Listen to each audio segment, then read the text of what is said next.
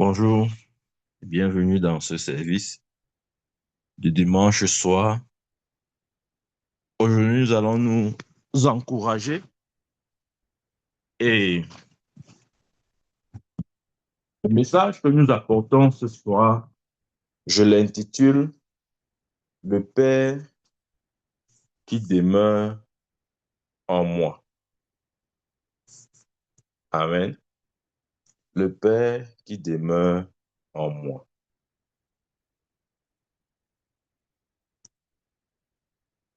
Amen. Ouais, lorsque nous lisons Pierre, Pierre nous fait clairement savoir que en Christ, nous sommes participants de la nature divine. La bonne version dit que nous sommes associés du genre divin.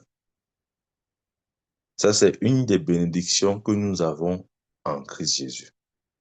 Et comme je dis toujours, le christianisme nous a donné trois choses majeures. N'oubliez jamais. S'il faut résumer le christianisme pour moi, ou les bénéfices du christianisme, qu'est-ce que le christianisme nous apporte? C'est vrai on peut développer beaucoup de choses, mais à mon sens et selon mon entendement, je crois qu'il y a trois choses majeures que nous avons dans le christianisme. La première chose, c'est la vie éternelle. Dans 1 Jean 5, verset 12, 11 et 12, voici ce témoignage. Celui qui a le Fils a la vie. Celui qui n'a pas le Fils de Dieu n'a pas la vie. La première chose que nous avons, c'est un quoi? La vie éternelle. Amen. La deuxième chose que nous avons, c'est la justice. La justice n'est rien d'autre que la nature de Dieu. Le roi Pierre dit qu'il nous a fait participants de la nature, de sa nature. Amen. Une bonne version dit, nous sommes les associés du genre divin, parce que nous avons désormais la nature de Christ, ayant reçu sa vie, qui est la vie éternelle ou la vie Zoé. Et la troisième chose que nous avons dans le christianisme, c'est notre unité. Ouais. Notre unité, c'est la troisième bénédiction extrême, énorme que nous avons dans le christianisme. Et parlant de notre unité, je rappelle le thème, le Père qui demeure en moi. Amen. Ces trois bénédictions, en les analysant, nous parviendrons bien sûr à la compréhension selon laquelle le christianisme ne peut pas être une religion à cause de ces trois choses. La vie éternelle que nous avons, la nature de Dieu qui est en nous et notre unité. À cause de ces trois vérités, nous ne pouvons pas ranger le christianisme dans le cadre des religions parce que c'est beaucoup plus qu'une religion. Dans la religion, nous essayons de nous approcher de Dieu. Dans le christianisme, nous sommes en Dieu. Dans 1 Jean, il dit, nous sommes dans le véritable, le Dieu véritable. Ouais. On ne cherche pas à nous rapprocher de Dieu dans le christianisme. Nous sommes en lui. Nous sommes nés de lui. Amen. Nous n'essayons pas d'avoir une certaine vie ou nous ne courons pas après une certaine vie. Nous l'avons déjà. Et voici ce témoignage, celui qui a le Fils de Dieu a la vie. Et celui qui n'a pas le Fils de Dieu n'a pas la vie. Nous n'essayons pas non plus d'être dans une sorte de communion avec Dieu. Non, notre unité a déjà été consommée en Christ Jésus. Nous sommes un avec Dieu. Amen. Donc, à cause de ces trois vérités, le christianisme ne peut pas être considéré comme une religion. Regardez, la relation que, par exemple, vous entretenez avec votre père ou avec votre fils, est-ce que c'est une relation de religion? Non. Il n'y a pas la religion dans une relation qu'un père peut avoir avec son fils ou qu'un fils peut avoir avec son père. Ce n'est pas la religion. Non. Ouais. Donc, si nous ne sommes pas dans un schéma de religion avec nos enfants biologiques, ou avec tout enfant que nous considérons comme étant, euh, comme vivant sous notre tutelle, nous ne sommes non plus dans une religion avec Dieu. C'est la mauvaise compréhension des Écritures et de la Bible qui font penser à certains que le christianisme est une religion. Non, c'est beaucoup plus qu'une religion. Amen. Le christianisme, c'est une relation. Je dirais mieux, c'est une communion. Et tout à l'heure, j'ai parlé de notre unité avec Christ. Amen. C'est ça qu'est le christianisme. Dans Colossiens chapitre 1, ouvre ta Bible avec moi, Colossiens chapitre 1, versets 26 et 27. Il dit, le mystère caché de tout temps et dans tous les âges, mais révélé maintenant à ses saints. Ouais. Mystère caché de tout temps et dans tous les âges, mais révélé maintenant à ses saints. Soulignons d'abord l'expression mystère. Mystère caché de tout temps et de tout âge, mais révélé maintenant à ses saints. Verset 27. À qui Dieu a voulu faire connaître quelle est la glorieuse richesse de ce mystère parmi les païens, à savoir Christ en vous, l'espérance de la gloire. Ouais, c'est Christ en vous. C'est ça que Paul appelle mystère. Justement, mystère parce que ça a été caché de tout temps dans tous les âges. Mais maintenant, c'est révélé à qui? Pas au monde entier. C'est révélé aux saints, pas au monde entier. Amen. C'est pourquoi le christianisme est quelque chose qui échappe à la compréhension de toute personne qui n'est pas saint, devant Dieu, je veux dire. De toute personne qui n'est pas parvenue à la justification. Il ne peut pas comprendre le christianisme. Il y a non, vos choses de l'église là. Oh, la religion. Non, tu sais, il faut être clément, il faut accepter tout le monde. Vous les religieux là, vous êtes toujours en train de dire la Bible, le Saint-Esprit, Jésus. Non, Dieu n'est pas comme ça. Dieu a amour. Une confusion totale. Justement parce que ils sont en dehors ou ils sont privés de ce mystère. C'est un mystère qui a été révélé aux saints. Et quel est ce mystère? Christ en vous, l'espérance de la gloire. Amen. Donc, Christ en nous, c'est ça la révélation même du christianisme. Christ en nous, c'est la base du christianisme. S'il n'est pas en nous, alors nous ne pouvons pas prétendre à une sorte d'unité quelconque avec lui. Ce n'est pas possible. Amen. Nous parvenons à cette unité parce qu'il est en nous. Amen. Regardez. Quand Jésus est né, l'ange a dit quoi? Tu lui donneras le nom d'Emmanuel, c'est-à-dire Dieu avec nous. Jusqu'à ce que Jésus se manifeste. La seule révélation que l'homme pouvait avoir de Dieu, c'est Emmanuel, Dieu avec nous. Et c'est d'ailleurs pour ça que même pour Moïse, même avec Moïse, Dieu a dit quoi? Dieu a dit, je serai avec toi. Amen. Il n'a jamais dit à Moïse, je serai en toi. Il a dit, je serai avec toi. Parce qu'il était impossible pour quiconque d'avoir accès à ce mystère, c'est-à-dire Christ en nous, avant la mort, la résurrection de Jésus. Amen. C'est pourquoi, même quand il est venu sur terre, il était Dieu avec nous. C'est ça, Emmanuel. Amen. Mais lorsque nous lisons les paroles de Jésus, il n'avait jamais dit, le Père est avec moi. Jésus ne parlait pas comme ça. Et il disait, le royaume de Dieu est au milieu de vous. Mais lorsqu'il fallait parler de son Père, il disait, le Père en moi. Donc Dieu était avec les Juifs par la présence de Jésus. Jésus au milieu d'eux, c'était Dieu avec eux. Mais pour Jésus, c'était beaucoup plus que... Je veux dire, Jésus vivait dans une autre révélation. Il n'était pas dans la révélation de Dieu avec nous, non.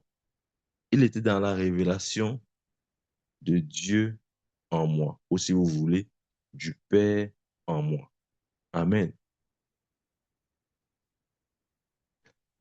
Jean nous fait savoir que la parole, toute chose, enfin, au commencement était la parole était avec Dieu, la parole était Dieu. Rien de ce qui est fait n'a été fait sans elle. La parole s'est fait chair, verset 14, elle a habité avec nous. Ça, c'est Jésus au milieu de son peuple, qui est l'expression même de Dieu avec son peuple. Mais le christianisme n'est pas Dieu avec nous. Ouais.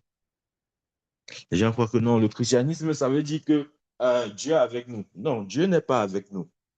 Ça, c'est l'Ancien Testament. Dieu n'est pas avec nous. Après, on ramasse les prières de, de Moïse. Ô Éternel, comme Moïse avait dit, que tu seras avec lui, sois avec nous. Il n'a jamais promis d'être avec nous. Ouais, nous sommes dans les problèmes. Dieu n'a jamais promis d'être avec nous. En tout cas, pas dans le christianisme. Dans le christianisme, Dieu n'est pas avec nous. Dieu est en nous. Ça, c'est important de comprendre. Parce que si ton christianisme se limite avec Dieu, avec moi, tu vas vivre la réalité de l'Ancien Testament. Parce que c'était la réalité ou la révélation disponible pour cette dispensation. Dieu avec son peuple.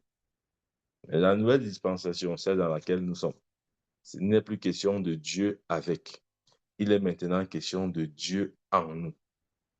C'est ce que Paul appelle mystère caché de tout temps, dans tous les âges, mais révélé à ses saints.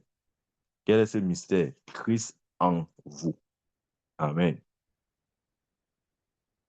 Parce que c'est le fondement même du christianisme. Et quand je parle du fondement du christianisme, je veux dire par là le fondement même de notre victoire. Amen. Le fait que Christ soit en nous, c'est la base, c'est la raison, c'est ce qui justifie notre victoire. Amen. Dans l'épître de Jean, dans 1 Jean chapitre 4, verset 4, il dit, vous, petits enfants, vous êtes de Dieu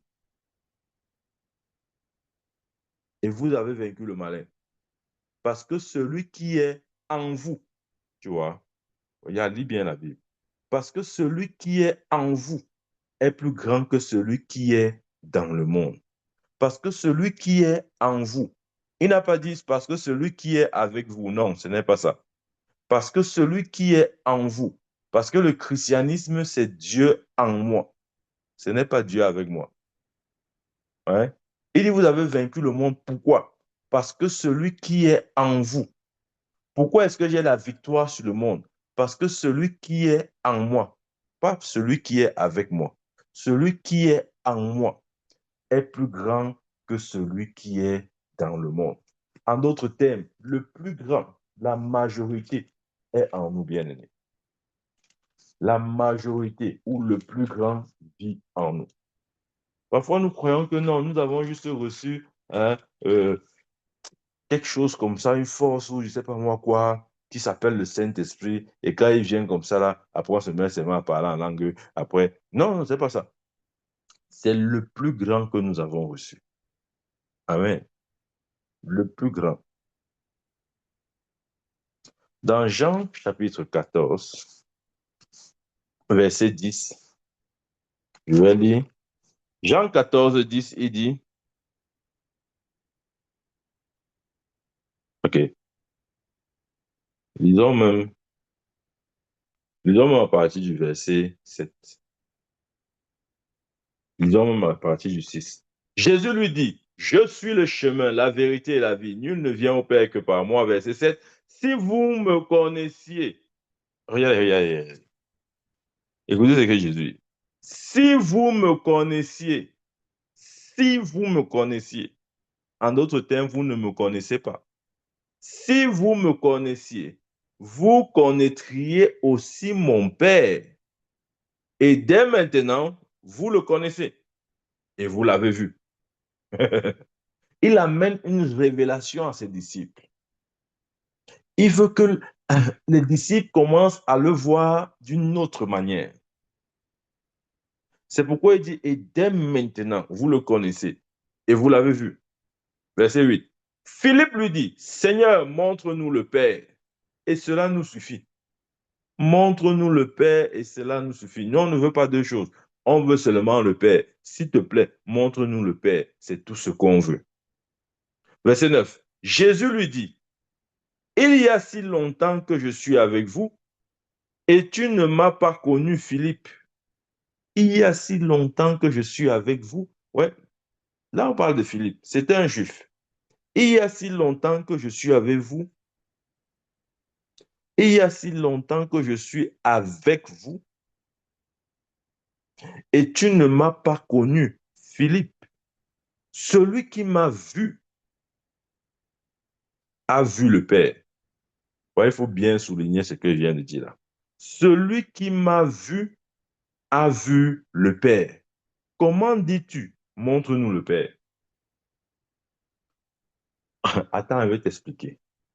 Là, il ne parle pas aux hommes spirituels. Il parle aux hommes non seulement qui ne sont pas nés de nouveau, mais qui n'ont pas en eux une certaine maturité spirituelle. Donc, ce que Jésus est en train de dire ici, ce n'est pas juste, il n'apporte pas juste une réalité entre guillemets spirituelle, non. Il parle même de la représentation physique. Parce que lorsque Philippe lui dit montre-nous le Père, il veut voir physiquement, et suis-moi très bien, il veut voir physiquement à quoi ressemble le Père. Il veut une représentation physique. Parce que c'était le peuple des sens. Il marchait par la vue. Il voulait une représentation physique du Père. Là, Jésus dit, celui qui m'a vu a vu le Père. Comment dis-tu montre-nous le Père?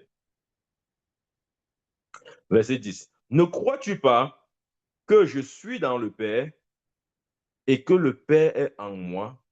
Attends, suis. Ne crois-tu pas que je suis dans le Père, un, et que le Père est en moi? Ouais, l'intérêt pour Jésus de dire cette vérité dans les deux sens est très significatif. C'est-à-dire que c'est un intérêt, comment il dit ça? Très significatif parce que il essaye d'établir une vérité, un principe clair. Il dit, je suis dans le Père. Il pouvait juste dire, je suis dans le Père, il s'arrête là. Ou encore, il pouvait dire, le Père en moi, il s'arrête là. Non. Il dit ces deux choses simultanément. Je suis dans le Père et le Père en moi. Ça veut dire qu'il voulait amener cette révélation à leur attention en disant, écoutez, je suis dans une union ou une unité parfaite avec le Père. De sorte que celui qui me voit physiquement a vu le Père. Autrement dit, ma forme est exactement la forme du Père. Quand le Père se manifeste à travers moi, il prend exactement ma forme. Amen. Voilà la question de l'image du Père. Jésus a dit, j'ai l'image du Père. C'est ce que Jésus essayait de lui dire là. Il voulait dire, j'ai l'image du Père. Le Père est exactement comme moi.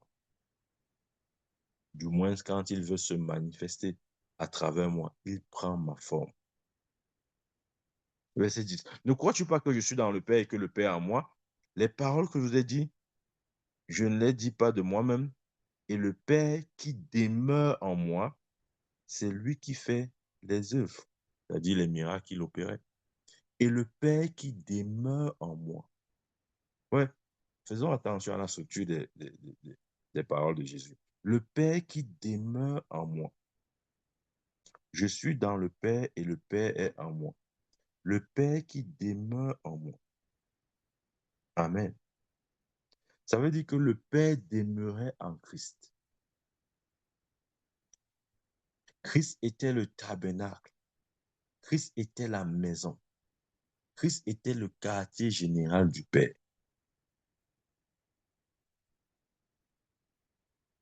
Amen.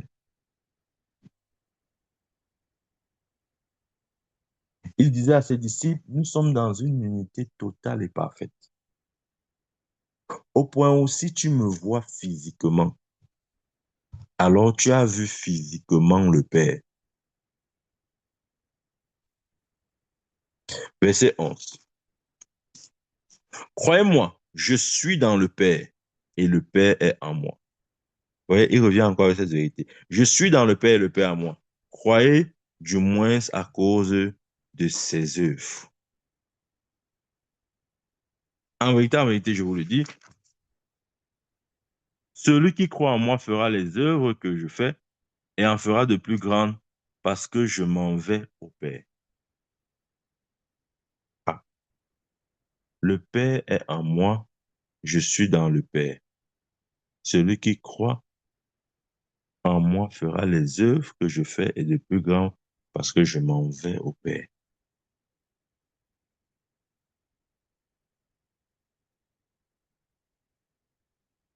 Hmm. Si le Père est en lui et qu'il est dans le Père, pourquoi est-ce qu'il voudrait encore aller au Père? Bonne question. Il dit, le Père est en moi, je suis dans le Père. Et on a dit, si quelqu'un croit en moi, il fera les œuvres que je fais et en fera de plus grandes. Pourquoi? Il donne la raison. Parce que je m'en vais au Père. Dieu merci, nous savons qu'après la résurrection de Christ, 40 jours passés avec ses disciples, il est parti au Père. Amen.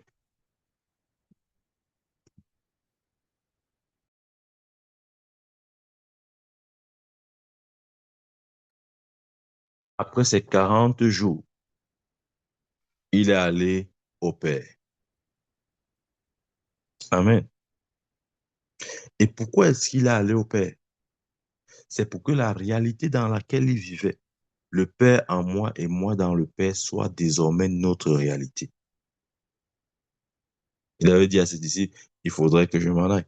Si je ne m'en vais pas, le Père ne vous enverra pas le consolateur, quelqu'un qui est identique à moi. C'est ce que ça signifie. Quelqu'un qui est exactement comme moi.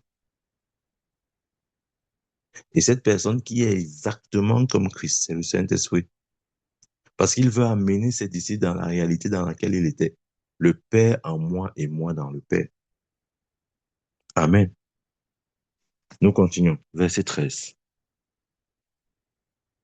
Regardez, regardez la suite du verset. Et tout ce que vous demanderez en mon nom, je le ferai afin que le Père soit glorifié dans le Fils. Tout ce que vous demanderez en mon nom, je le ferai afin que le Père soit glorifié dans le Fils. Verset 14. Si vous demandez quelque chose en mon nom, je le ferai. Hmm. Attendez, je vous dis ce que ce verset dit. Ouais, des fois, on lit comme ça, là, on dit que, déjà dit que si vous demandez quelque chose à mon nom, je le ferai. Attendez. Lorsqu'il dit, si vous demandez en mon nom, et tout ce que vous demandez à mon nom, je le ferai, afin que le Père soit glorifié dans le Fils. Tout ce que vous demanderez à mon nom, je le ferai. Tout ce que vous demanderez en mon nom, je le ferai.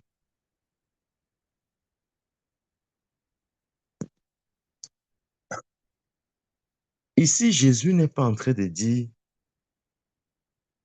que nous devons lui soumettre nos besoins. Moi, souvent, les gens disent non, ça dit que je peux soumettre mes besoins, non. Non, c'est beaucoup plus grand que ça. Il ne s'agit pas de dire, oh Seigneur, voici mes besoins. Tu prends la liste de papier, la feuille et le bic, tu commences à énumérer. Seigneur, voici mes besoins. Voici mes besoins. Oh Seigneur, je te demande cela. Tu avais dit que si on demande, tu vas donner. Non, ce n'est pas ça. Ce verset ne parle pas de nos besoins. Parce que si c'est pour nos besoins, toujours dans l'esprit des paroles de Jésus, il avait dit dans Matthieu 6 que votre Père céleste sait de quoi vous avez besoin. Ne nourrit-il pas les oiseaux du ciel? Alors, s'il nourrit les oiseaux du ciel, ne valez-vous pas beaucoup plus que ces oiseaux? Donc ici, ce n'est pas une question de dire, voici mes besoins. Non. Il dit tout ce que vous demanderez. Là, ce n'est pas la rubrique des besoins, c'est la rubrique des désirs. Amen. Parce que pour les besoins, Dieu prend soin de cela. Les besoins ici, c'est ce qui est vraiment utile pour toi. Tu vois? C'est que ce dont tu as vraiment besoin. Tu n'as pas besoin de lui demander ça parce qu'il prend en charge. Mais tu vois, il y a une autre catégorie de choses que tu peux lui demander. Les désirs. Nous serons surpris de voir que, enfin peut-être nous ne savons pas, c'est le plaisir pour Dieu. Enfin, Dieu prend plaisir à nous exaucer. Pas dans nos besoins, mais dans nos désirs aussi. Amen. Ouais, Jacques 4,2 dit quoi? Vous ne recevez pas parce que vous ne demandez pas. C'est important pour nous. Regardez, je vais vous donner un exemple. Pour un père qui a des enfants, un père responsable aussi, est-ce qu'il attend que son enfant lui demande ou lui pose ses besoins? Non. Le père n'attend pas que l'enfant lui expose ses besoins. Non. Parce que pour les besoins, le père connaît et il satisfait les besoins de son enfant sans qu'il n'ait à lui demander quoi que ce soit. Amen. Je prends un exemple. Chaque matin, mes enfants se réveillent. Ils n'ont pas besoin de venir me demander le petit déjeuner. Et je n'ai même pas besoin qu'ils me demandent ça. Parce que je sais qu'ils en ont besoin. Je sais que ça fait partie des éléments ou des choses dont ils ont besoin. Et en tant que père, c'est ma responsabilité de répondre à ce type de besoin sans qu'il y ait une requête formulée. Suis-moi très bien.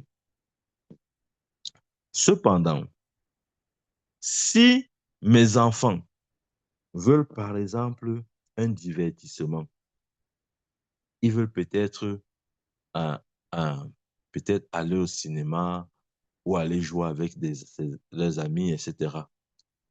Bref, ils veulent se divertir, ils veulent certains autres plaisirs qui ne sont pas forcément des besoins. À ce moment, ils peuvent me demander. Et ça sera toujours un plaisir pour moi de répondre à leurs désirs. Parce que les besoins sont couverts. Maintenant, je réponds aux désirs. Les désirs, ça peut être, OK, papa, s'il te plaît, euh, est-ce que je peux avoir un bonbon? Est-ce que je peux avoir un chocolat? C'est possible que pour les désirs, ils soient poussés à formuler leurs demandes pour que je réponde. Parce que je réponds systématiquement aux besoins. Mais pour les désirs, j'ai souvent besoin de leur accord. En d'autres termes, il faudrait qu'ils me demandent pour que des fois je donne.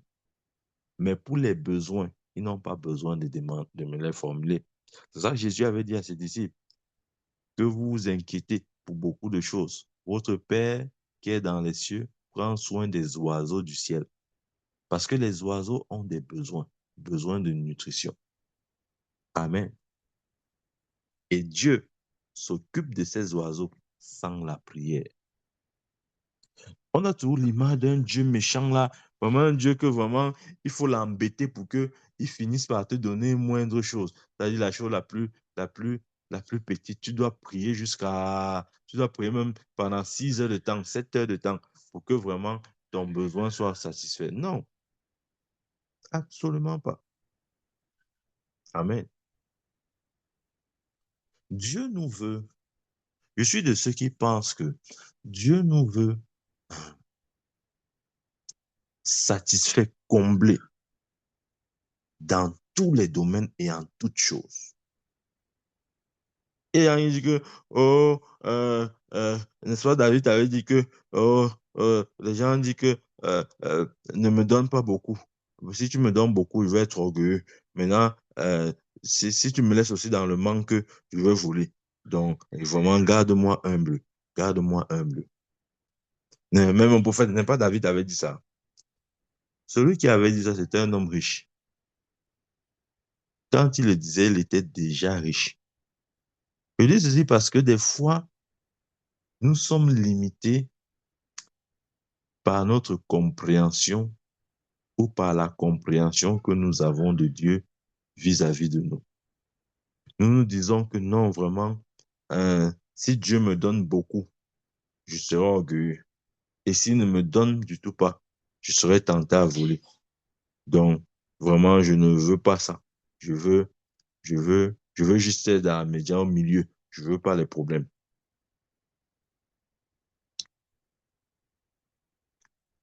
La richesse en elle-même n'a aucun problème. C'est l'état de notre cœur. La richesse ne rend pas orgueilleux. La richesse peut juste dévoiler l'état de ton cœur, mais ça ne te rend pas orgueilleux. Ça ne change rien sur l'homme. Absolument rien. Donc, le reste, là, tu vois que non, vraiment, il faut que je sois pauvre. Mais quand je serai pauvre, c'est là où vraiment je veux rester humble. Il y a les pauvres plus orgueilleux que les riches. Je dis même, les plus orgueilleux sont les pauvres. Non pas les riches. C'est vrai. Parce que le pauvre est tellement complexé qu'il développe un orgueil pour essayer d'équilibrer ou de compenser son manque. Il est obligé d'être orgueilleux. Amen. Oh non, je crois que le ciel, c'est pour les pauvres. Tu sais, la Bible a dit que heureux les pauvres, car le royaume de Dieu est pour eux. Donc, si tu es riche vraiment, ce n'est pas bien. Ce n'est pas bien d'être riche. Il faut être pauvre. Mais tu ne vois pas l'exemple du pauvre Lazare. C'était un homme pauvre. Regardez, je vais vous dire, quand vous lisez la Bible, c'était justement l'exception. Le seul homme pauvre qui a entré au ciel, c'était le pauvre Lazare. C'est le seul. À part lui, vous ne verrez aucun autre exemple. Et en passant, quand il est mort, la Bible dit qu'il est entré dans le sein d'Abraham. Abraham était riche. Donc, comme il n'a pas pu obtenir la richesse sur terre, Dieu a dit, OK, comme ça t'a dépassé de percevoir et de posséder ça sur terre, viens dans l'éternité, entre dans la richesse, entre dans le sein d'Abraham. Pour ça, on ne dit pas le sein de Lazare. Hein? On n'a jamais dit le sein de Lazare, on dit le sein d'Abraham. Dieu ne s'est jamais identifié à la pauvreté. Les chrétiens voient que non, c'est quand tu es pauvre que ta vie glorifie Dieu. Dieu est glorifié quand tu es pauvre. Dieu... Non, non, non, non, ce n'est pas ça, bien-aimé. Sortons de ces choses. Qui parmi vous, nous aimerait voir son enfant pauvre dans la vie? Tu as accouché ton enfant pour qu'il ait pour héritage la pauvreté. Qui? Même les parents les plus pauvres n'aimeraient pas que leurs enfants demeurent dans la pauvreté. Amen. Qui était pauvre? C'est Moïse qui était pauvre. C'est David qui était pauvre. C'est Salomon qui était pauvre. C'est Abraham qui était pauvre. C'est Jacob qui était pauvre. C'est Isaac qui était pauvre.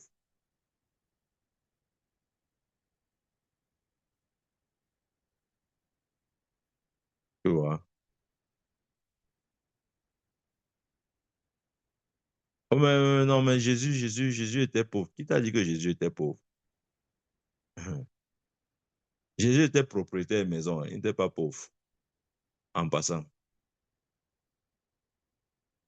Le paralytique qu'on avait fait passer par le toit de la maison, là, c'était la maison de Jésus. Dans Marc, c'était la maison de Jésus. Donc, reste va la croire que non, vraiment, c'est quand tu vas t'identifier à la pauvreté que vraiment, vraiment, le ciel te sera ouvert et puis tu vas aller au ciel. Tu veux pas que l'argent t'amène en enfer. L'argent ne t'amène pas en enfer. C'est ton cœur qui peut t'amener. Amen. Mais en passant, la véritable pauvreté, il faudra aussi bien la définir. Ce n'est pas une condition financière, mais ce sont nos confessions. C'est là-bas que ça commence. Tu n'es pas pauvre euh, parce que tu n'as pas l'argent dans ton compte bancaire, mais tu es pauvre par la nature des paroles qui sortent de ta bouche. Il y a par exemple des gens qui n'arrivent pas à dire une seule chose cohérente. Tout ce qu'il s'agit, c'est que, tu sais, mon prophète, dans notre famille, bon, nous sommes tous pauvres, vraiment, personne n'a avancé. Tu sais, même pour moi, voir le BPCC, c'était beaucoup de bagarres. Mais bon, moi, ça ne me gêne pas parce que, au moins, c'est bon. Tout le reste n'a pas eu le CEPE. J'ai quand même le BPC. Bon, moi, ça me va, hein. Ça me va. Bon, tu sais, mon prophète, c'est ma famille hein, comme ça. Il y a toujours. C'est ça, en fait, la pauvreté. Amen. C'est ça, la pauvreté. Commençons à voir les choses différemment. Il a dit, le Père est en moi et je suis dans le Père. Amen. Une fois, je l'ai dit ici, tout ce dont nous avons besoin, ou même tout ce que nous utilisons, tout ce que les riches utilisent, entre guillemets, ça vient d'une révélation qu'ils ont eue. Ils ont juste amené ils ont juste extériorisé ou bien fait sortir ce qui était à l'intérieur d'eux. Quand tu vois quelqu'un, par exemple, euh, euh, avec sa maison, sa maison ne sort de nulle part autre que en lui. Il a pensé, il a vu sa maison, il s'est vu dans une maison. Tout a commencé à l'intérieur. Amen. Voilà pourquoi Dieu nous a donné la pensée. Il dit, tel un homme pense, tel il est. Si tu penses négatif, tu vas continuer dans le négatif. Amen. Tout ce qui nous concerne, bien aimé, commence à méditer cette vérité. Tout ce qui nous concerne est en nous. Tout ce dont tu as besoin dans la vie est en toi. N'essaie pas de le trouver hors de toi. Ève était en Adam, mais Adam ne savait pas, jusqu'à ce qu'il est entré dans un sommeil profond. Tout ce dont tu as besoin est en toi, bien-aimé. Ne laisse personne croire que il détient ton avenir, il est, il est la clé de ton succès. Sans lui, tu n'es rien, sans lui, tu ne peux rien. Non. Tout ce dont Dieu ou Jésus avait besoin, il savait que c'était en lui. Il avait juste besoin du Père. Et le Père était où? Le Père était en lui. Il n'est pas allé chercher le Père ailleurs qu'en lui, parce qu'il savait que tout ce dont il a besoin est déjà en lui. C'est comme ça que Dieu nous a créés. Il nous a créés avec le potentiel de la sémence. De même qu'une sémence ou un grain a le potentiel, on veut dire quoi? A en lui le potentiel le grain en lui le potentiel d'avoir tout ce que nous voyons sur un arbre, que ce soit les branches, que ce soit les feuilles, que ce soit le tronc, que ce soit les fruits, le grain en lui-même a tout ce potentiel. Bon, vous voyez, si vous prenez un grain et que vous le divisez en deux, vous ne verrez ni tronc, ni racine, ni arbre, ni feuille. Mais ça ne veut pas dire que ces choses ne sont pas potentiellement dans le grain. Bien sûr qu'ils y sont. Mais c'est lorsque nous plaçons le grain en terre que ce qui était invisible commence à se manifester. Ça ne sort de nulle part que dans le grain. Tu es cette sémence. Les feuilles, le tronc, les arbres sont dans le grain. Amen. Dieu ne prend pas ça ailleurs que dans le grain. Ta vie est comme cette sémence, bien-aimée. C'est pourquoi lorsque tu réalises que tu es dans le Père et le Père en toi, tu comprends que tout est en toi, en fait. Amen. Tout est en nous. Tout est en nous. OK. Le verset 15, il dit, si vous m'aimez, gardez mes commandements. Quand les gens disent que non, ça veut dire qu'on a gardé les 10 commandements. Non, il ne parlait pas des 10 commandements. C'était beaucoup plus que les 10 commandements. Verset 16. Et moi, je prierai le Père, et il vous donnera un autre consolateur, afin qu'il demeure éternellement avec vous. Ouais. Je prierai le Père, il vous donnera un autre consolateur, afin qu'il demeure éternellement avec vous. Verset 17. L'esprit de vérité que le monde ne peut recevoir. L'esprit de vérité, c'est ça le consolateur, c'est l'esprit de vérité que le monde ne peut recevoir parce qu'il ne le voit pas et ne le connaît pas. Mais vous, vous le connaissez. Mais vous, vous le connaissez. Car il demeure avec vous et il sera en vous. L'esprit de vérité, il demeure avec vous. L'esprit de vérité était en Jésus.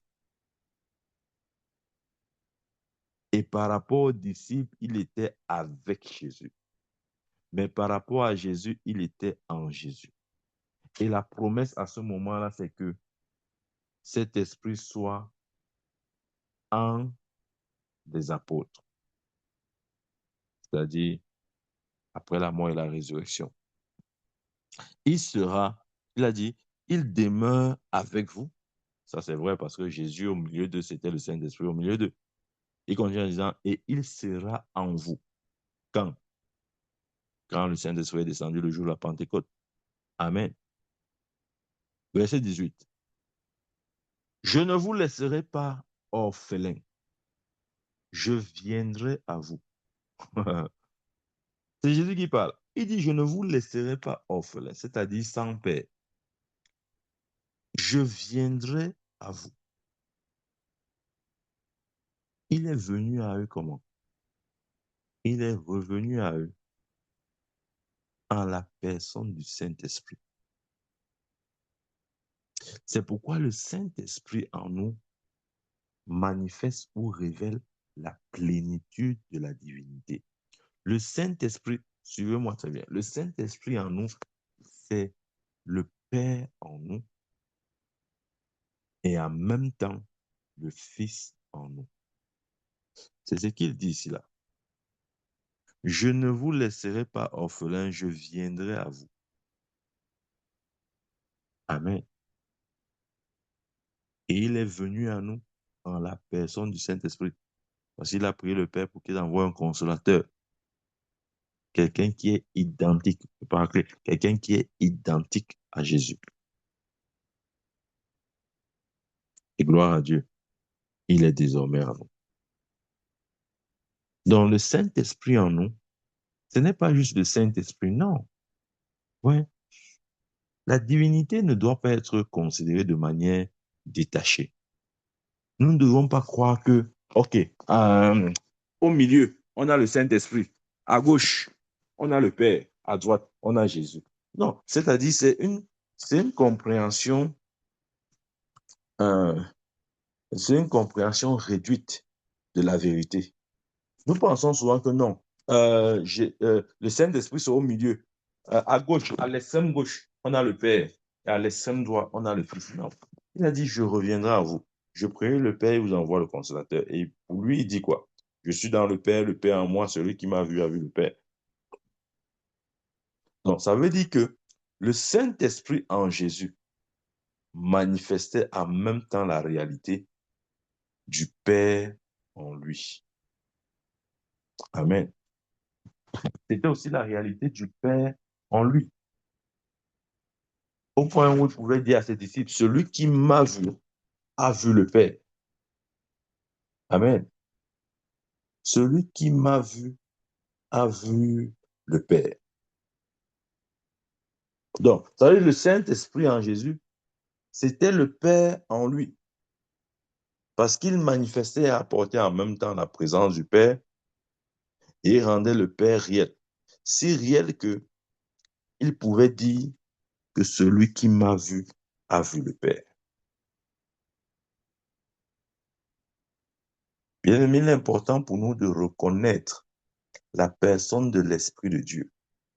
Parce que l'Esprit de Dieu rend réel pour nous la réalité de la divinité.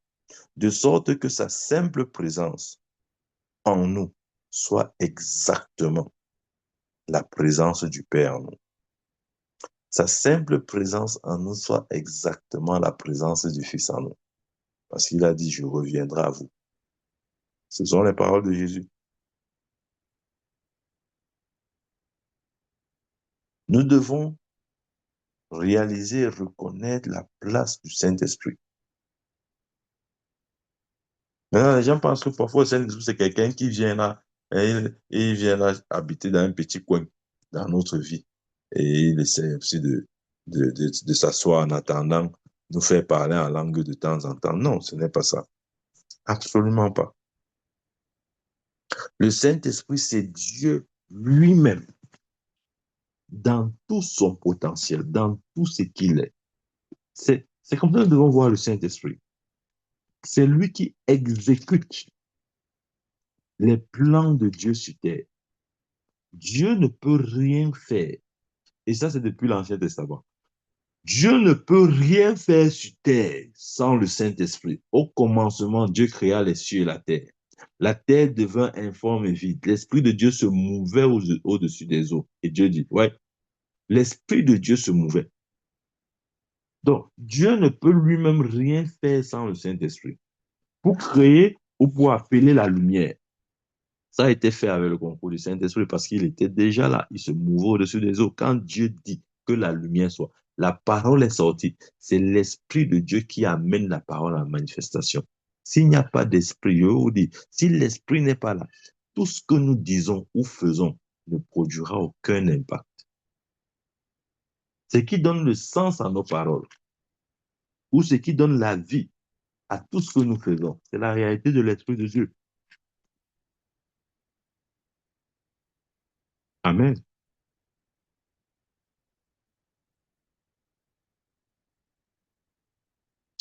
Il dit dans Job 26, verset 13, il dit, son souffle donne au ciel la sérénité. Ici, quand on parle du souffle, c'est synonyme avec l'esprit. Son esprit donne au ciel quoi? La sérénité. Donc Dieu lui-même ne peut pas se passer de son esprit parce que son esprit donne au ciel la sérénité. Son esprit, c'est la réalité de la divinité en nous. Son esprit manifeste pleinement le Père en nous et pleinement le Fils. C'est pourquoi Jésus pouvait dire, celui qui m'a vu a vu le Père. Parce que Jésus savait que le Saint-Esprit en lui, c'était égal au Père en lui. Vous voyez, il y a un qui voit que non, tu as le Saint-Esprit en toi. Bon, maintenant, il faut maintenant chercher le Père en toi, parce que bon, ce n'est que le Saint-Esprit qui est en toi. Maintenant, tu dois aussi avoir le Père qui est en toi. Tu as seulement le Saint-Esprit, tu te faut maintenant le Père. C'est la confusion. L'Esprit de Dieu, c'est le Père en nous. L'Esprit de Dieu était le Père en Jésus. Et pour nous, l'Esprit de Dieu est encore le Père en nous. Amen. Ça veut dire le Père demeurant en Jésus par le Saint-Esprit. Parce que ouais, le Saint-Esprit en nous, c'est lui qui manifeste le Père en nous. La réalité du Père en nous se fait voir par l'Esprit de Dieu en nous. Dans Éphésiens, ouvrons un peu notre Bible. Éphésiens chapitre 2.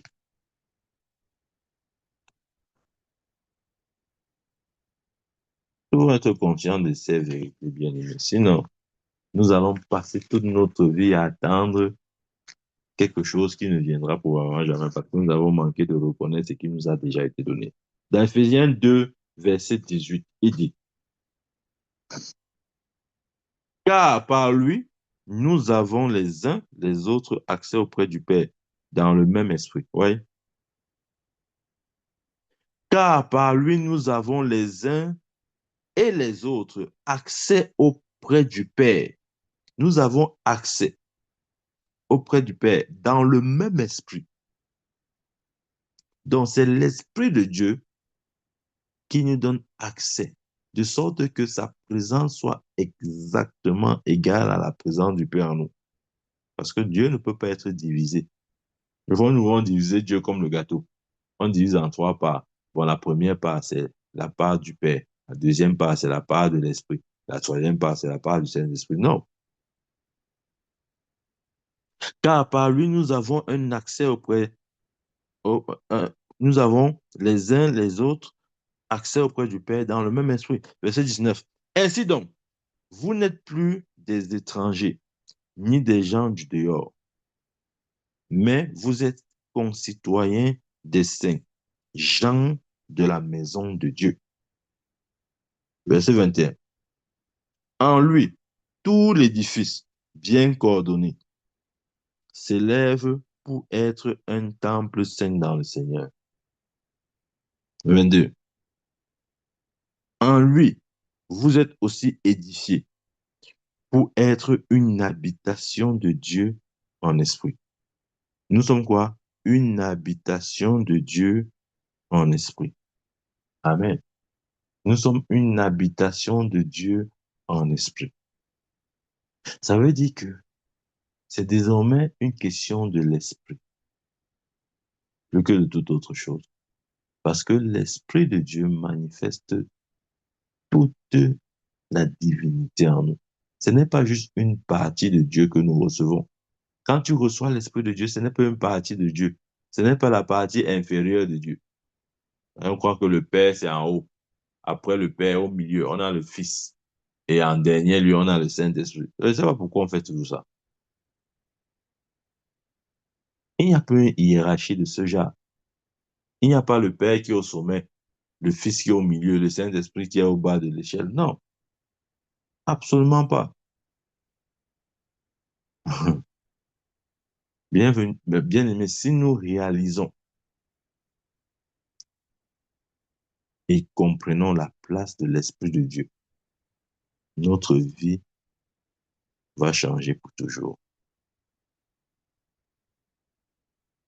Ouais, rappelons-nous l'histoire de Élie et Élisée. Quand Élisée a demandé la double portion à son père, il a dit, tu me demandes quelque chose de difficile, mais si tu me vois pendant que je serai enlevé, cela t'arrivera. Si tu ne me vois pas, cela ne t'arrivera pas. Et le jour où il a été enlevé, il a crié, mon père, char d'Israël et sa cavalerie. Le manteau est descendu du ciel. Il a attrapé le manteau. Il est allé au Jourdain. Il a pris le manteau de son père. Il a frappé les eaux en disant, où est le Dieu d'Élie? Les eaux se sont divisées en deux. Oui, le ministère du manteau s'est arrêté là. Jamais plus vous n'avez vu Élie utiliser le manteau. Et quand les fils des prophètes l'ont vu, qu'est-ce qu'ils ont dit? Ils n'ont pas dit, eh, Élie a reçu le manteau. Non. Ils ont dit, l'esprit qui était sur Élie est tombé sur Élisée. Amen. Parce que quand nous réalisons la réalité de l'esprit de Dieu, du ministère de l'esprit de Dieu, nous n'avons plus besoin du manteau. Parce qu'il n'y a rien que nous ne puissions pas obtenir par l'esprit, ou il n'y a rien qui va nécessiter absolument la présence du manteau quand l'esprit est là. En fait, ce jour-là, Élisée a reçu plus qu'un manteau, il a reçu l'esprit. Et c'est chemin faisant qu'il a réalisé qu'en fait, Élie lui a donné beaucoup plus qu'un manteau. Élie lui a donné l'esprit. Et nous connaissons la vie qu'il a eue après avoir reçu cet esprit-là. Et tu vois, bien aimé, c'est cet esprit dans la plénitude que tu as reçu. Dans l'Ancien Testament, ils ne recevaient que l'esprit avec mesure. Mais nous recevons l'esprit sans mesure. Donc nous devons être 10 fois mieux qu'eux, sinon plus. Amen. S'il y avait l'esprit avec mesure, ils ont accompli de tels exploits. Nous qui avons dans l'Esprit sans mesure. La Bible dit, celui qui vient de Dieu parle des paroles de Dieu et Dieu ne lui donne pas l'Esprit avec mesure. Là, c'est Jésus. Ces paroles sont écrites à l'attention de Jésus. Mais Jésus lui-même dit quoi? Dans Jean 20, verset 21, comme le Père m'a envoyé, moi aussi vous envoie. Donc, si Jésus a été envoyé avec l'Esprit sans mesure, il nous envoie aussi avec l'Esprit sans mesure. Parce que l'Esprit de Dieu est la plénitude, la totalité de Dieu en nous. L'Esprit de Dieu en nous est et représente totalement le Père en nous. L'Esprit de Dieu en nous est et représente totalement le Fils en nous. Jésus a dit, je reviendrai à vous. Et il est revenu le jour où le Saint-Esprit est descendu, le jour de la Pentecôte. Amen. Donc l'Esprit de Dieu descendant sur ses disciples-là manifestait aussi la réalité de Jésus en nous. Parce que l'Esprit de Dieu, écoutez-moi très bien, l'Esprit de Dieu a la capacité de révéler simultanément le Père et le Fils en nous. Il a cette capacité-là. C'est pourquoi lorsque tu reçois l'Esprit de Dieu, tu es en même temps dans la réalité du Père et tu es en même temps dans la réalité du Fils. Amen.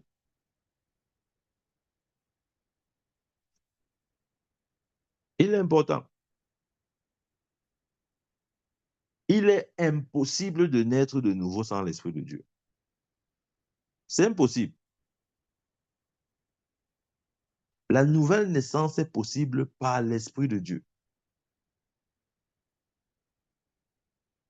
La nouvelle naissance est possible par l'Esprit de Dieu. Amen.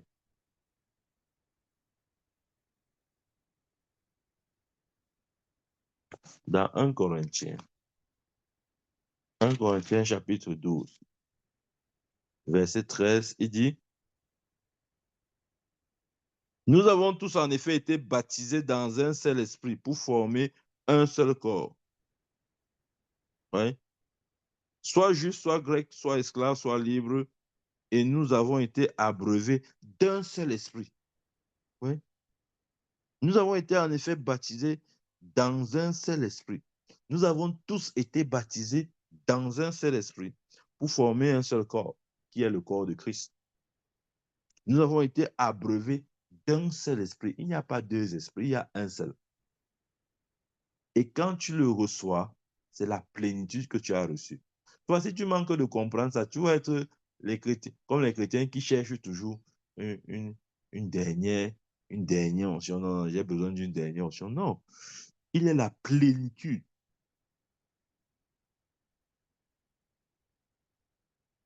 Nous n'avons pas besoin d'autre chose et l'ayant déjà reçu. Nous n'avons pas besoin de grandir encore dans l'onction. Non. Il n'y a aucun message biblique qui nous demande de grandir dans l'onction. Nous pouvons grandir dans la connaissance de Christ, oui. Nous pouvons grandir dans la grâce, oui. Mais nous ne pouvons pas grandir dans l'onction. Je crois qu'aujourd'hui, il y a un qui cherche à grandir dans l'onction. Non, je crois qu'il doit. Non, non, non. Ça, c'est pas un message biblique. On ne grandit pas dans l'onction. Tu peux grandir dans la connaissance, tu peux grandir dans la grâce, mais on ne grandit pas dans l'onction. On va parler de ça un autre jour. Parce qu'on ne fait pas la différence entre la grâce et l'onction. Généralement, ce que les gens appellent l'onction, ils veulent parler de la grâce. Mais comme c'est mélangé dans nos têtes, ça sort un peu désordonné. Non.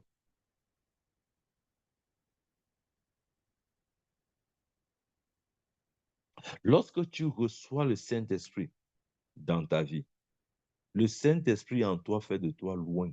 Tu es loin à ce moment. Il n'y a pas une autre super onction qui viendra plus tard, non. C'est la plénitude, la totalité de l'onction de Dieu que tu reçois à ce moment. Maintenant, tu peux grandir dans la grâce ou tu peux grandir dans la connaissance. Amen. Donc, nous avons reçu le baptême en Christ qui traduit notre nouvelle naissance, parce que c'est ça le baptême en Christ. Et on voit que, si vous voulez, le baptême du Saint-Esprit. Les gens pensent que le baptême du Saint-Esprit, c'est, bon, il faut naître de nouveau, tu vois, non? Maintenant, quand tu nais de nouveau, la prochaine étape, tu reçois maintenant le baptême du Saint-Esprit. Ça veut dire quoi le baptême du Saint-Esprit? Bon, le baptême du Saint-Esprit, ça veut dire que tu vas te mettre à parler en langue, tu vas dire voilà, si tu dis ça, non, c'est que tu as reçu le baptême du Saint-Esprit. Ça ne correspond à rien du tout. Ouais, souvent on dit des choses comme ça, on ne sait même pas pourquoi on les dit, mais on les dit quand même. Dieu n'a jamais dit ça.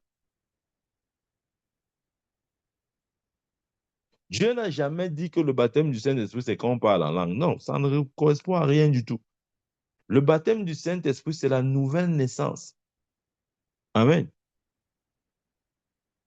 C'est ça qu'il dit ici, dans 1 Corinthiens 12, verset 13. Il dit, nous avons tous, en effet, été baptisés dans un seul esprit. Nous avons été baptisés dans un seul esprit. Cette réalité prend place lorsque nous naissons de nouveau. Lorsque nous naissons de nouveau, nous sommes baptisés dans l'esprit.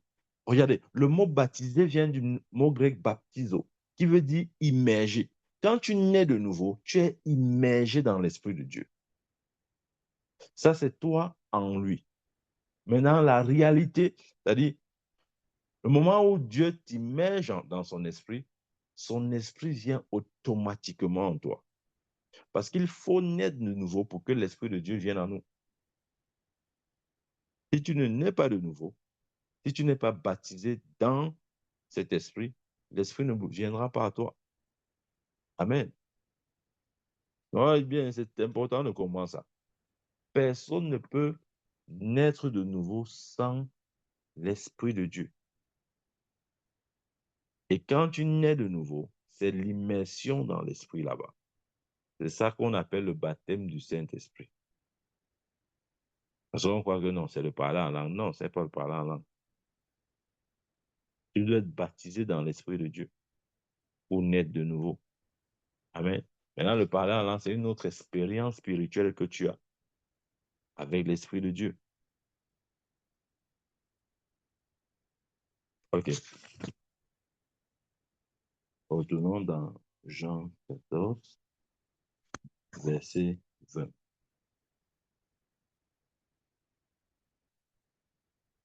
Il dit, en ce jour-là, vous connaîtrez que je suis en mon Père et que vous êtes en moi et que je suis en vous. Wow. Vous voyez cette unité? Verset 20. En ce jour-là, vous connaîtrez que je suis en mon Père, c'est-à-dire le jour où ils recevront, le jour où justement le jour où ils ont reçu le Saint-Esprit, c'est ce jour quand il dit en ce jour-là. En ce jour-là, vous reconnaîtrez que je suis en mon Père et que vous êtes en moi et que je suis en vous. Verset 21. Celui qui a mes commandements et qui les garde est celui qui m'aime. Et celui qui m'aime sera aimé de mon Père. Je l'aimerai et je me ferai connaître à lui. Verset 22. Jude, non pas l'Iscariote. Voilà, une autre version dit Judas. Jude, non pas l'Iscariote, lui dit, Seigneur, d'où vient que tu te feras connaître à nous et non au monde? Verset 23. Jésus lui répondit, si quelqu'un m'aime, il gardera ma parole et mon Père l'aimera. Nous viendrons, écoutez, écoutez, nous viendrons à lui et nous ferons notre demeure chez lui. Nous viendrons à lui et nous ferons notre demeure. Là, il parle du Père et du Fils. Il dit quoi? Si quelqu'un, verset 23, si quelqu'un m'aime, il gardera ma parole et mon Père l'aimera. Et la conséquence, c'est quoi? Nous viendrons à lui et nous ferons notre demeure en lui. Cette réalité prend place en la personne du Saint-Esprit. Quand le Saint-Esprit vient en toi, il ne vient pas, entre guillemets, comme un invité seul, non. Il vient en même temps avec la réalité du Père et du Fils. C'est ce que Jésus dit. Nous viendrons en lui, c'est-à-dire le Père et moi, le Père et le Fils. Nous viendrons en lui. Comment ils viennent? Ils viennent par la personne du Saint-Esprit. Donc, quand tu reçois le Saint-Esprit, c'est la totalité de la divinité que tu as reçue. Les gens voient que non, tu as seulement reçu le Saint-Esprit. Maintenant, bon, Jésus, tu n'as pas reçu, tu dois le recevoir. Bon, le Père, oui, plus tard, si tu persévères, tu vas le recevoir. Non. Le Saint-Esprit amène la réalité de la divinité en nous. Nous viendrons à lui et nous ferons notre demeure chez lui. Amen. En d'autres termes, nous établirons notre quartier général en lui. Le Saint-Esprit en nous, c'est l'expression même du quartier général de Dieu en nous.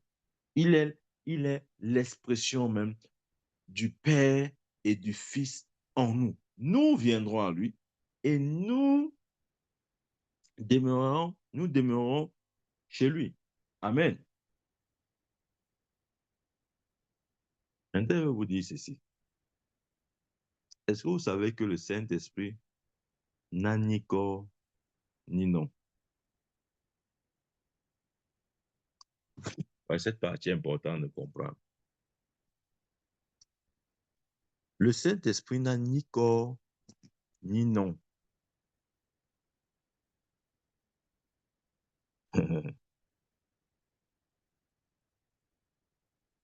Le Saint-Esprit, regardez, quand on dit Saint-Esprit, ce n'est pas son nom. Il y a quoi que non, Saint-Esprit, c'est son nom. Ce n'est pas son nom. C'est juste une façon de le désigner. Parce que c'est un esprit. Et quand on dit Saint-Esprit, c'est une façon de dire c'est un esprit pur, c'est l'Esprit de Dieu. Ce n'est pas son nom. C'est comme on peut dire les saints hommes ou les saints de Dieu. Par exemple, peut-être des apôtres ou des chrétiens, tout ça. Ce n'est pas le nom de quelqu'un en particulier. C'est une désignation. C'est une façon de désigner de manière euh, un peu plus particulière, de manière particulière quelqu'un, mais ce n'est pas le nom de quelqu'un. Amen. Donc le Saint-Esprit n'a pas de nom. Ouais, par exemple, le Fils, on sait que le Fils s'appelle Jésus. Ouais. Mais le Saint-Esprit n'a pas de nom de ce genre. Pas seulement de nom, il n'a non plus un corps. Mais vous savez pourquoi il n'a ni nom ni corps? Je vais vous expliquer pourquoi. Il n'a ni nom personnel ou ni corps personnel parce qu'il a plu à Dieu qu'il réponde au nom de Jésus. Même s'il n'a pas de nom à titre personnel, il répond au nom de Jésus. Comment je le sais? Jésus a dit dans Marc, allez baptiser. Baptisez-les au nom du Père, du Fils et du Saint-Esprit. Vous voyez, au nom là-bas, au singulier. On n'a pas dit au nom au pluriel, comme si chaque élément de la divinité avait son propre nom. Non, la divinité répond à un seul nom. C'est pourquoi il dit, allez baptiser au nom du Père, du Fils et du Saint-Esprit. C'est au singulier. On n'a pas mis là-bas au pluriel, comme si chaque élément de la divinité avait sa propre personnalité, sa propre pensée et devait être dissocié les uns des autres. Non, il a dit au nom au singulier, dont le Père, le Fils et le Saint-Esprit répondent à un seul nom. Qui est ce nom? C'est le nom de Jésus. Quel est son nom? Le nom de Jésus. Amen. Donc le Saint-Esprit, même s'il n'a pas de nom propre, il répond au nom de Jésus. C'est pourquoi, par exemple, quand tu dis au nom de Jésus, sois guéri, tu vois, c'est l'Esprit de Dieu qui se manifeste et apporte la guérison. Même si tu as invoqué le nom, parce que le nom est attaché aussi à l'Esprit. Quand l'Esprit de Dieu entend ce nom, il s'identifie à ce nom et il opère les œuvres que Jésus a opérées. C'est pourquoi il a dit, si vous croyez en moi, vous ferez les œuvres que j'ai faites et des plus grandes parce que je m'en vais au Père. Allant au Père, je vous enverrai le consolateur qui sera en vous, l'Esprit de vérité. Et étant en nous, il fera exactement les œuvres que je fais. Il n'a pas de nom. Il n'a non plus de corps. Mais c'est fait à dessein. Parce que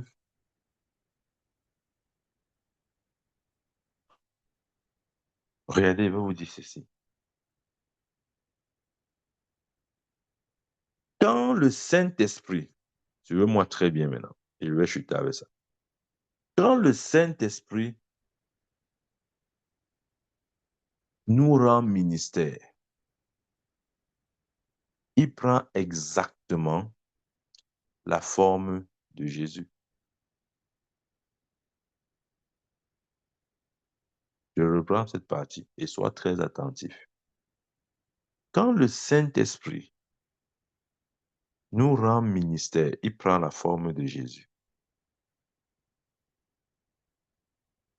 C'est pourquoi Jésus, au milieu de son peuple, était le Saint-Esprit au milieu d'eux. Mais lorsque le Saint-Esprit rend ministère à travers nous, il prend notre propre forme. Ah, je crois que tu as manqué cette partie. Je vais te donner un exemple de ce que je dis. Il y a les gens qui ont vu le Saint-Esprit plusieurs fois, mais ils n'ont jamais su que c'était le Saint-Esprit. Ouais, j'ai plusieurs témoignages comme ça, je peux juste vous donner un ou deux. Il y a une sœur qui m'a dit un jour, prophète, non, non, non, prophète, tu es fort, tu es fort. Non, depuis le jour là, non, je te respecte, pas les histoires que les gens parlent dehors. Je dis, il y a quoi? Il dit que cette nuit, j'étais attaqué. Les assaillants venaient. On voulait finir avec moi. Mais je ne sais pas, j'étais vu, tu as juste apparu comme ça là. Et tu m'as délivré, je ne sais même pas comment tu as fait ça, mon prophète. Non, non, non, tu es un grand prophète. Non, je te respecte. C'est-à-dire, pendant qu'elle parlait ces choses-là, moi, j'étais en train de dormir. Je ne suis même pas au courant de tout ce qu'elle a vécu là. Ni de la présence de ses assaillants, ni de ce qu'on a voulu lui faire, etc. Parce qu'elle m'a vu dans son rêve. Elle croit que c'était moi qu'elle voyait. Ce n'était pas moi. Maintenant, je reprends ce que j'ai dit tout à l'heure. Quand le Saint-Esprit nous rend ministère, il prend la forme de Jésus.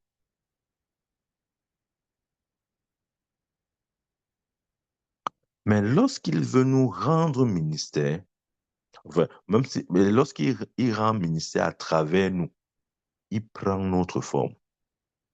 Dans ce jour-là, la personne que la sœur a vue dans son rêve, qui avait exactement ma forme, ce n'était pas moi. Moi, il dormait. Moi, il fait quoi dans les rêves des gens? Moi, il était en train de dormir le jour-là. Elle a vu le Saint-Esprit, mais elle n'a pas su que c'était le Saint-Esprit. Elle a cru que c'était le prophète. Le prophète dormait. Moi, je n'entre pas des rêves des gens. Je ne suis pas un sorcier. Elle a cru que c'était moi. C'était pas moi.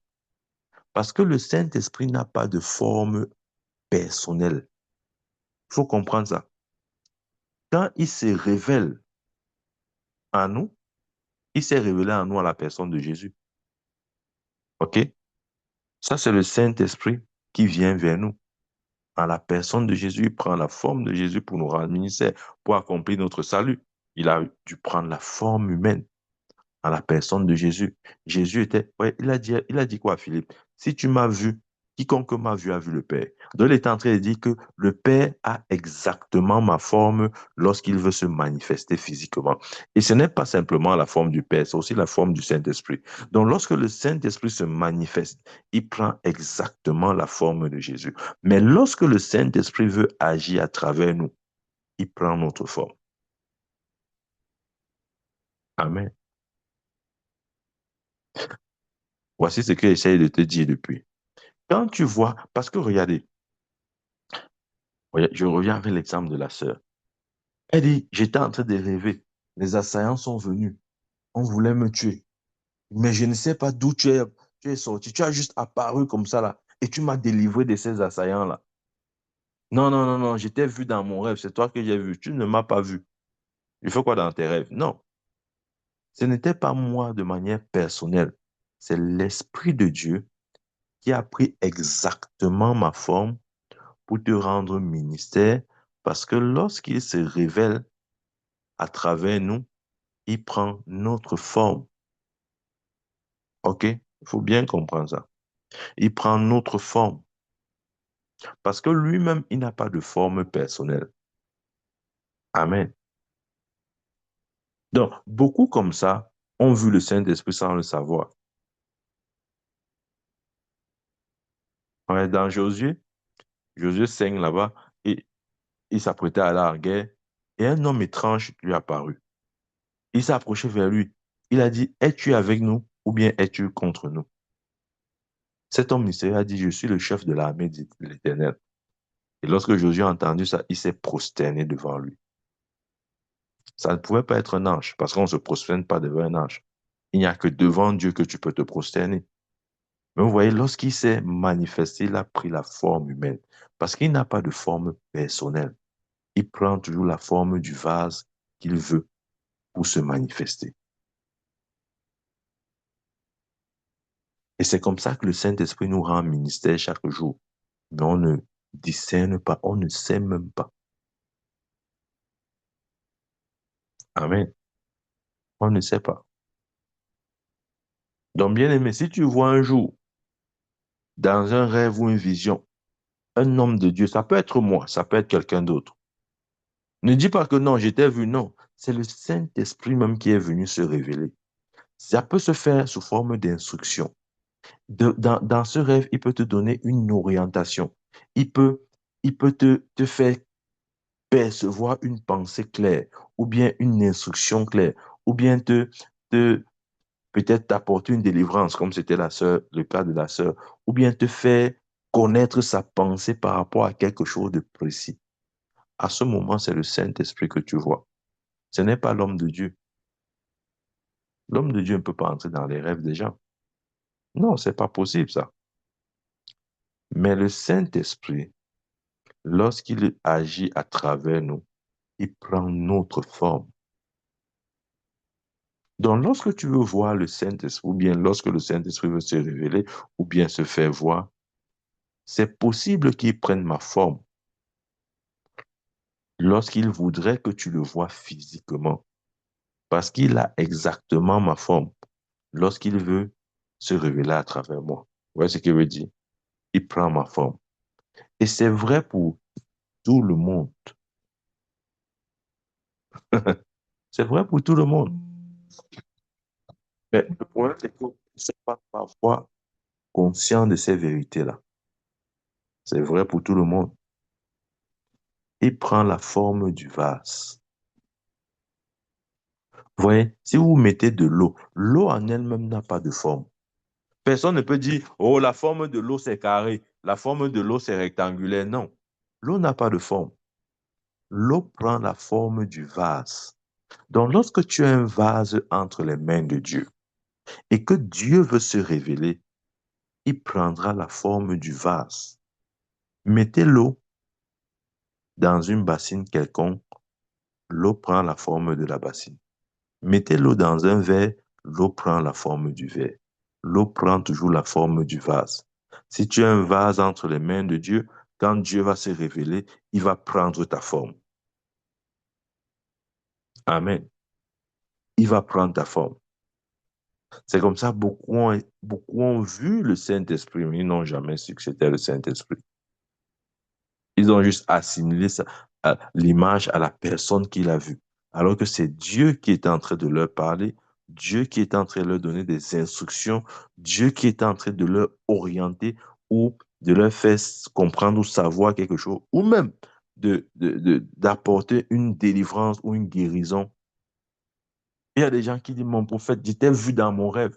Comment tu as prié pour moi? J'ai été guéri. Non, ce n'est pas moi. C'est le Saint-Esprit que tu as vu. Moi, il dort. Comment tu m'envoies dans tes rêves? Moi, je suis chez moi, je suis en train de dormir. Tu dis que je fais quoi dans tes rêves? Non, c'est le Saint-Esprit parce qu'il prend la forme du vase. Parce que, vous voyez, il prend la forme de celui que tu respectes. Parce que ça, c'est aussi important.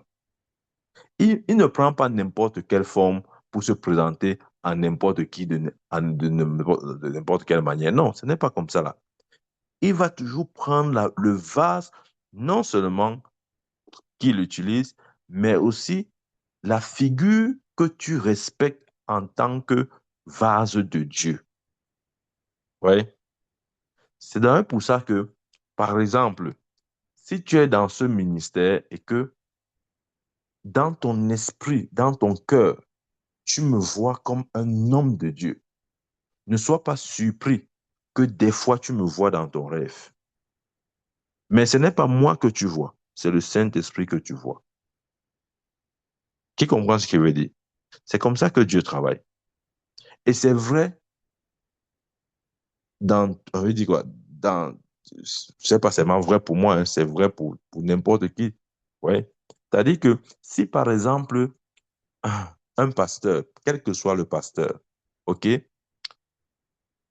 les gens, les gens vers qui il rend ministère, si ces gens ont une certaine considération de qui il est, de son appel, de son ministère, etc., c'est très possible que des fois, pour des occasions spécifiques ou bien pour manifester quelque chose, que tu vois ton homme de Dieu dans ton rêve.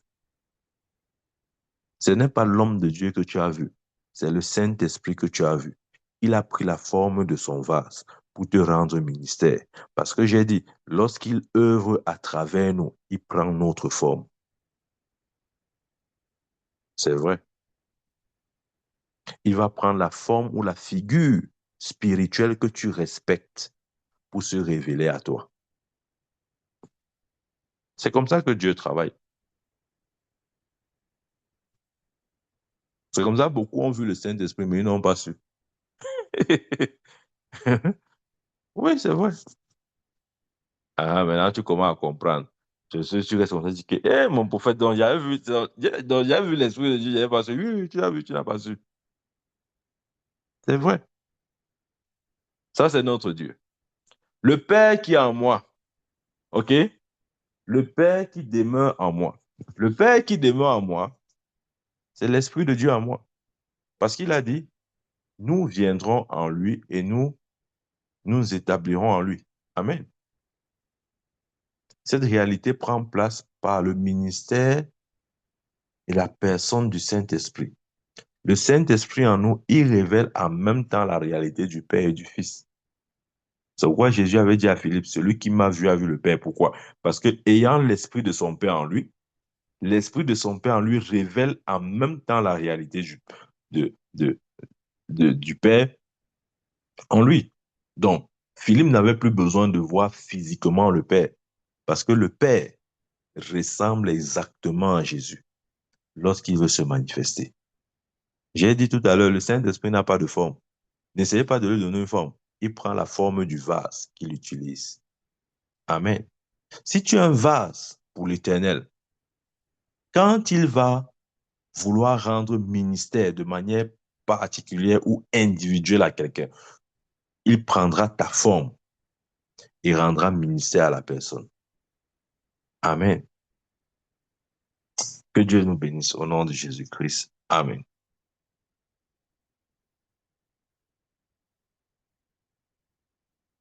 Amen. Amen. Amen. Amen, amen, amen, amen. Que Dieu te bénisse également. Amen.